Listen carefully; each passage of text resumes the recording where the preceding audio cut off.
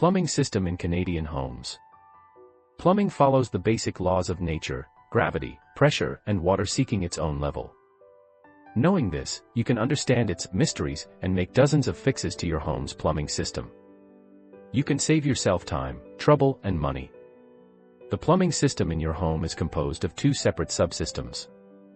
One subsystem brings fresh water in, and the other takes wastewater out. The water that comes into your home is under pressure. It enters your home under enough pressure to allow it to travel upstairs, around corners, or wherever else it's needed. As water comes into your home, it passes through a meter that registers the amount you use. The main water shutoff, or stop, valve is typically located close to the meter. In a plumbing emergency, it's vital that you quickly close the main shutoff valve. Otherwise, when a pipe bursts, it can flood your house in no time. If the emergency, like a leak, is confined to a sink, shower, or toilet, however, you may not want to turn off your entire water supply. Therefore, most fixtures should have individual stop valves. Water from the main supply is immediately ready for your cold water needs. The hot water supply, however, requires another step. One pipe carries water from the cold water system to your water heater. From the heater, a hot water line carries the heated water to all the fixtures, outlets, and appliances that require hot water. A thermostat on the heater maintains the temperature you select by turning the device's heating elements on and off as required. The normal temperature setting for a home water heater is between 140 degrees Fahrenheit and 160 degrees Fahrenheit, 60 and 71 Celsius, but 120 degrees Fahrenheit, 49 C, is usually adequate and is also more economical. Some automatic dishwashers require higher temperature water, though many of these have a water heater within them that boosts the temperature another 20 degrees Fahrenheit. Whether your home is on a sewer or septic system, the systems within your home are essentially the same. Drainage systems do not depend on pressure, as supply systems do. Instead, waste matter leaves your house because the drainage pipes all pitch, or angle, downward towards the sewer. Gravity pulls the waste along. The sewer line continues this downward flow to a sewage treatment facility or a septic tank. While the system sounds simple, there's more to it, including vents, traps and cleanouts. The vents sticking up from the roof of your house allow air to enter the drain pipes.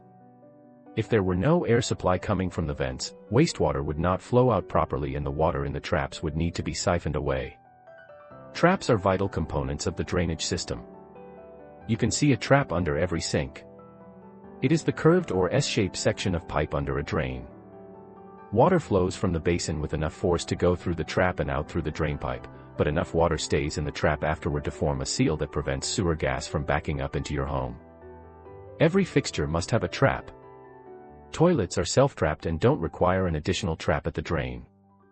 Older bathtubs frequently have drum traps, which not only form a seal against sewer gas but also collect hair and dirt in order to prevent clogged drains.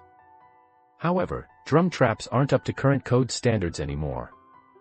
Some kitchen sinks have grease traps to collect grease that might otherwise cause clogging. Because grease and hair are generally the causes of drain clogs, traps often have clean-out plugs that give you easier access to remove or break up any blockage. Since a drainage system involves all of these components, it is usually referred to as the DWV, the drain waste vent system. If water is to flow out freely and waste is to exit properly, all components of the DWV must be present and in good working order. Examine the pipes in the basement or crawl space under your house to help you understand the system better.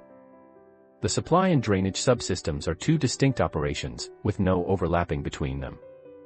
There are bridges between the two, however, and the bridges are what make the plumbing system worth having.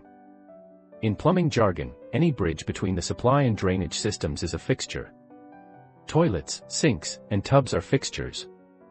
In addition, an outside faucet is a fixture and so is a washing machine. All devices that draw fresh water and discharge wastewater are fixtures, and all are designed to keep the supply and drainage systems strictly segregated. Some fixtures have individual supply shutoff valves so you don't need to close the main shutoff to repair them. It's a good idea to make sure everyone in the family knows the location of the main shutoff valve in your house as well as how to use it. You may want to tag the main shutoff valve so anyone can easily find it. Before you embark on any plumbing repairs, always turn off the water supply to the fixture or the main shutoff. In addition, check with your local plumbing code official before you add or change any pipe in your house. You will learn what is allowed and what is prohibited and whether or not a homeowner is allowed to do his or her own work. If you get the green light, you can save yourself a lot of money by doing your own repairs.